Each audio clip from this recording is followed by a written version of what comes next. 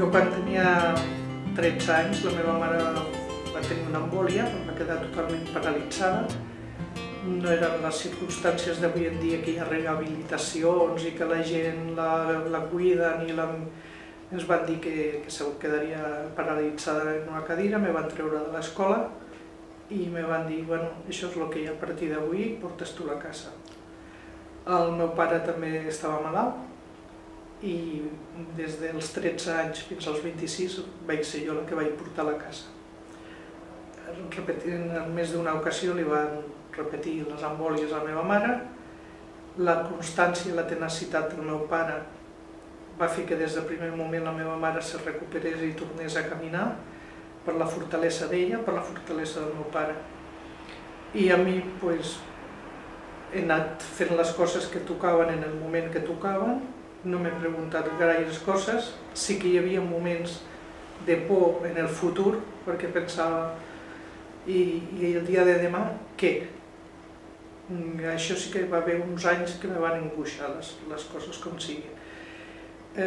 Sempre he hagut un crucifix a l'habitació dels meus pares i jo no deixava de ser una nena amb 13-14 anys i li deia, bueno, ja saps el que tinc, ajuda'm. I sempre, de fet, quan van morir els meus pares, aquest crucifix el tinc jo i seria de les coses que menys me desprendria. Però jo penso que no és el sofriment meu, sinó que jo he vist el sofriment de la meva mare, de viure 13 anys amb embòlies repetides, va perdre la veu, la va retornar, en fi, tota una sèrie de patiments, i com ella ho va saber sobreportar i com ho va saber sobreportar el meu pare. Van morir amb una diferència de 10 mesos, els dos.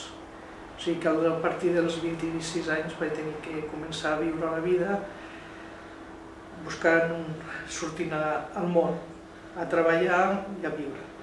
Jo he tingut molta sort dels pares que he tingut, de la perseverança i de la lluita i que mai van perdre l'esperança de saber viure el que tocava viure en el moment que tocava viure, i això és el que m'han ensenyat. Estava enamorada de com eren els meus pares, de l'educació que ens van donar en fe, i que la fe no deixa de ser la manera de comportar-te i de viure la vida.